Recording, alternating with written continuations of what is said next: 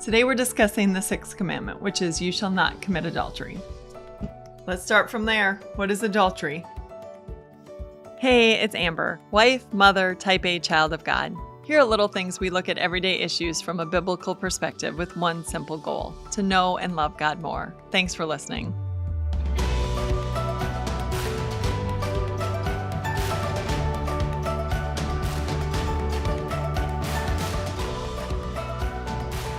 Before we get to the 10 Commandments, I want to remind you that Pastor Jeremy Maddock is also covering the 10 Commandments in his podcast, Bible Breath. If you haven't heard Pastor Jeremy teach, you should know that he is incredibly gifted at taking really hard concepts and breaking them down into easy to understand bite-sized pieces. So it'll really add a lot to your study of the 10 Commandments if you listen to him. So just check out the episode notes and we'll put a link there to send you right on over. What is adultery? Well, adultery is defined as having sex with someone you are not married to. So having sex with someone who is not your spouse. Boy, with that as a definition, I just think the world is a mess. And it's so funny because here again, so many times when I've been reading Luther's Large Catechism, I think that he's writing to us. This is what he said. He said, society is such a shameful mess in this regard. When he looked at a society and saw the extramarital sex going on, he just said, wow, society is just a shameful mess. And I thought, Luther, I'm not sure you know. I don't know how bad it was then. And I know that it's been bad at different times in history. So it's worth really taking a look at this because it is so anti-culture to live according to this commandment. So if adultery is sex outside of marriage with someone who is not your spouse, that covers premarital sex. That covers adultery as in having an affair with someone who is not your spouse. It covers any sort of hooking up, one-night stands, rape, pornography. There's a lot of sexual acts that are covered with pornography, which pretty much covers a lot of activity in our society today.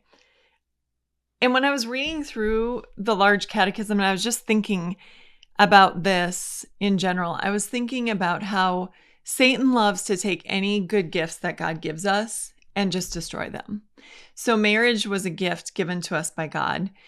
It was given to Adam and Eve in the Garden of Eden. Adam was looking for a helper. He noticed that he didn't have a female component, and God gave him one. And when Eve was given to Adam, he was ecstatic. And it was just such a pure, beautiful thing. And of course, with sin entering the world, it just becomes perversion and guilt-ridden and so many ways to destroy this beautiful, beautiful gift that God wanted to give to his people. Any time in the Bible that you have, marriage that isn't just between a man and a woman, you've got problems. It's messy. Look at Sarah and Abraham. They introduced Hagar into the situation to have a child, got messy. Jacob had Leah and Rachel. He was tricked into marrying two women, but still messy, a lot of hatred, a lot of competition for children, jealousy, striving, just a lot of messiness. You've got Hannah who had Samuel, her other wife, for her spouse, there was this competition between her and Peninnah, and she was constantly put down, feeling less than because she didn't have any children. David, Solomon, they had many wives, many issues, and it just led to all this family stress and messiness. And God was so good to give us this. He was trying to show us that when you do sex outside of his perfect plan, it just gets messy. And I try to teach the teens that I teach that God's intention with sex is to bond two people together, two married people together. And the problem with having sex outside of marriage, so with your boyfriend or girlfriend, is that you're bonding yourself to someone that you might not ultimately want to be with. You're not, once sex becomes involved, your eyes aren't wide open to see all their flaws because it's doing what God created it to do, which was to bond two people together. But when you do it outside of marriage, you're gluing yourselves to each other before you've accepted the responsibility and the commitment. And I loved a word that Pastor Jeremy used when he was talking about this. Again, if you haven't gone and watched Pastor Jeremy's explanation of these commandments, go for it. You'll learn. But one of the things that he said is that in a committed relationship, marriage, sex is safe. And that means something to women, right? To feel safe, to not feel vulnerable. In the Christian community, all of us know women who have been sexually abused in some way. We all do. In fact, it's funny because I've been very open. If you saw the Behind the Series podcast that's coming, that should be airing pretty much simultaneously with this, I was talking with Pastor Mike. We were mentioning all the different ways that being on video now has changed how we get ready for podcasts. And it's kind of dramatic for me. I didn't really do my hair, didn't invest much in makeup. And I was talking with a Christian friend recently, and we were having this discussion. I was staying at her house, and I had this, little suitcase full of all my skincare and my hair products and my makeup and everything. And I was saying, quite honestly, the truth is, I never wanted to be the object of men's attention. And she agreed totally. She's like, I couldn't agree more. I don't want men turning their heads when they look at me and looking at me like that. I've never wanted that. I've thanked the Lord that I wasn't a super beautiful woman who turned heads all the time, because I don't want sexual advances. I don't want to deal with that temptation. I'm not a nester. I even said that to her. We were praying together. And I just said, Lord, I know you didn't need an Esther, because if you did, you would have created us to look so much differently and for a different purpose and a different cause. But all women know what it is to feel like a piece of meat, to have somebody feel that way. And that's not of God. This commandment is supposed to protect that, because Jesus so insightfully said to all of us, it's not just about the act of adultery. It's if you're looking at somebody lustfully, if you are thinking to yourself about sex when you look at someone, you are breaking this commandment. I don't know. I think anymore, I've heard statistics.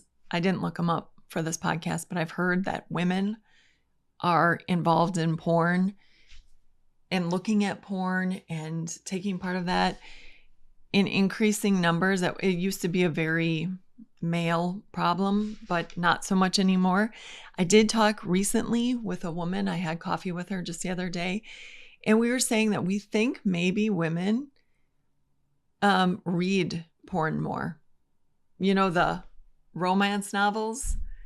50 Shades of Grey was huge several years ago, with graphic, explicit sex scenes. And where men tend to want to view porn, see it, women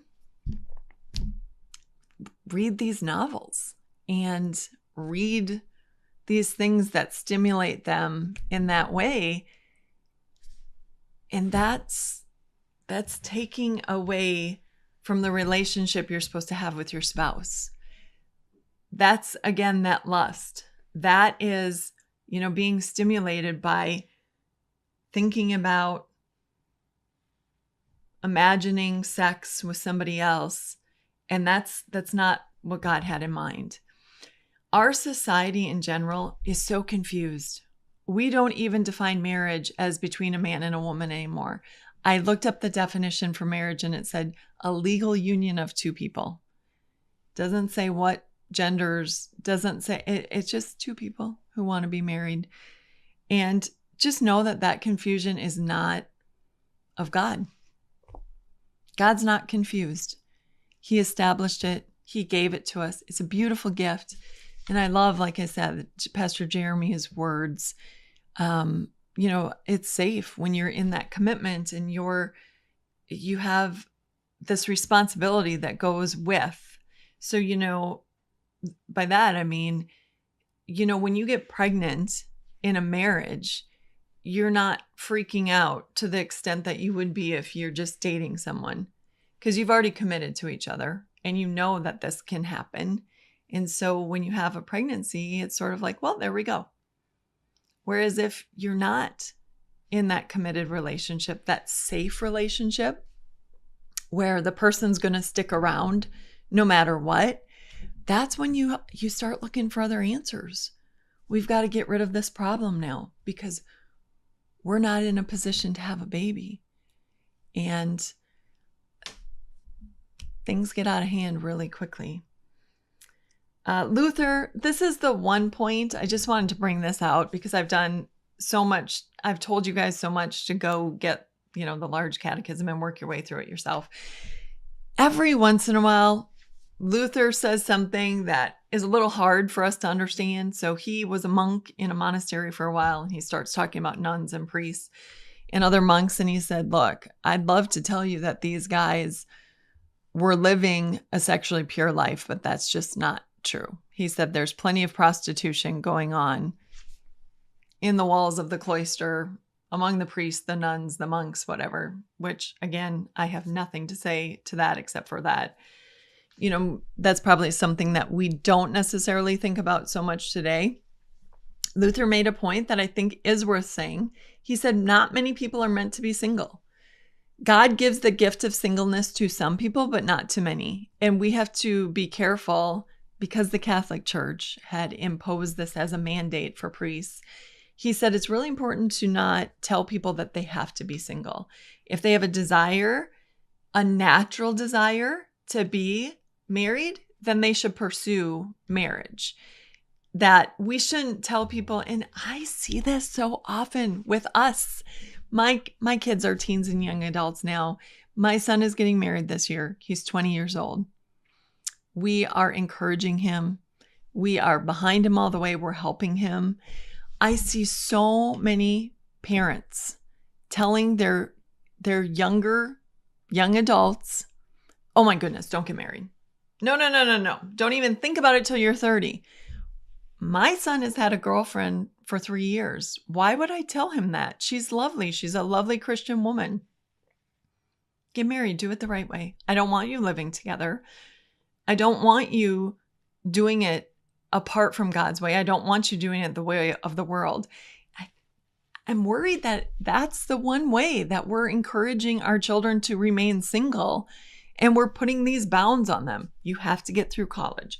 You have to get a job first. You have to have money in the bank. How are you going to?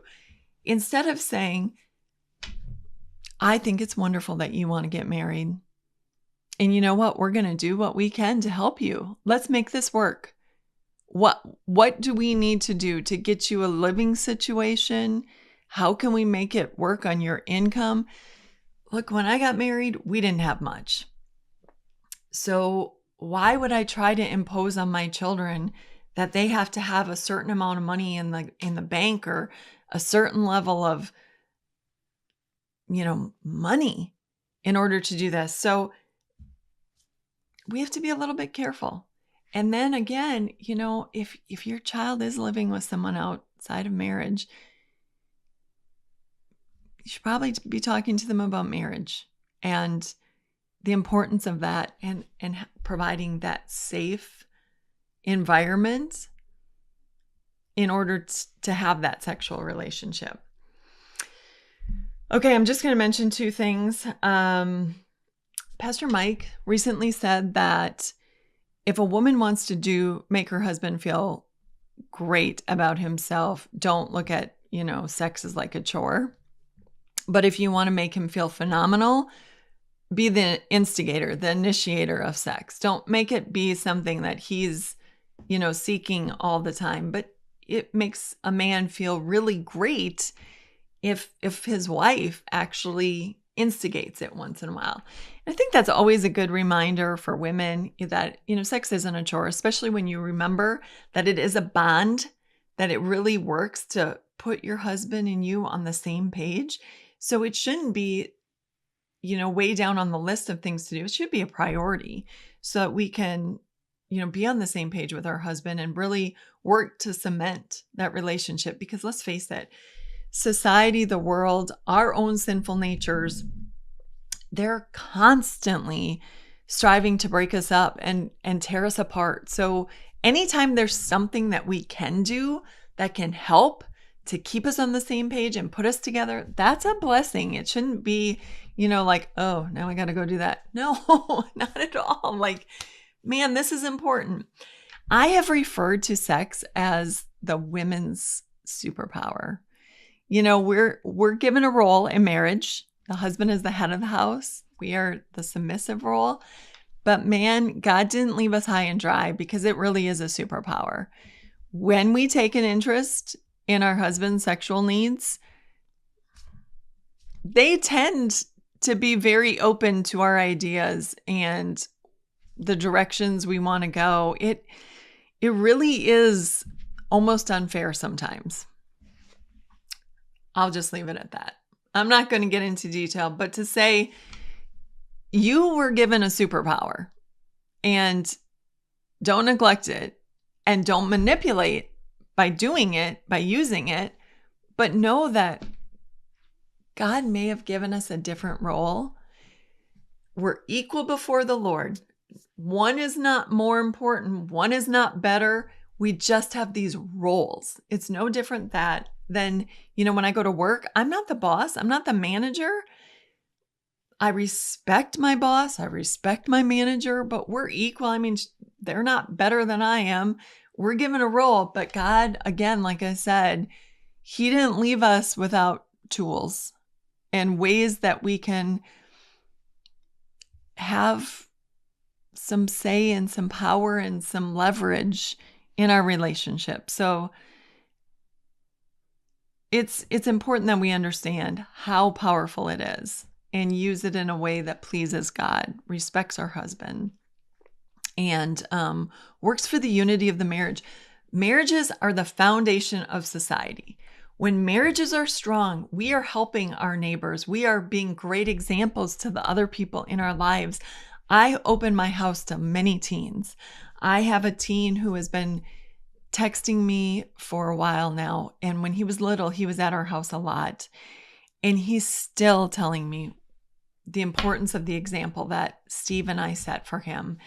And it's so important that people see what marriage is supposed to look like and what it's supposed to be and how it's used to glorify God and how we need to work to not let Satan have his way.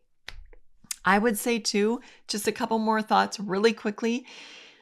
It is really important to respect marriage by helping our neighbor to be chaste. That's what Luther said. It's not just about us being not involved sexually with somebody who's not our neighbor, but also helping our neighbor to stay in his marriage and to do what he needs to do. And to that, I have two things to say. First of all, the way we act. I've mentioned this before. I'm not going to go super in depth with this, but I am very, very conscientious about emotional ties with people that I work with. So I'm not talking to the male nurses or the male nursing assistants about things that I should be talking to my spouse about. So problems with my children or a problem in our marriage, I don't open up to them about that. I don't want that emotional tie with them. My hopes, my dreams, all those things, those are for Steve. Those are not for these other men that I work with. And another thing is the way we act. You know when you're being flirtatious. Don't do that. Respect another person, whether they're married or not. Not every male nurse or nursing assistant that I work with is married. In fact, none of them are. I respect that. I am married. I have someone I can be flirtatious with. I can come home and be flirtatious all day long. I don't need to be flirtatious with them. I need to respect that they're single and that I am not to have that relationship with them. So the way we act, the way we dress, the way we talk, making sure that we're not engaging in emotional conversation that could tie us to someone else that's not our spouse, super, super important. Lots to think about this with this commandment, but really it is just a matter of respecting marriage and what God's intention is for sex, which is to have within the bounds of marriage. This has been Little Things, because in God's kingdom, the little things are the big things. Thanks for taking the time to listen today. If you were listening and you thought of somebody who you know needs to hear this message, would you please send it to them? We count on you to share these messages of hope and encouragement in God's love with others. Thanks. We're in this together. God bless.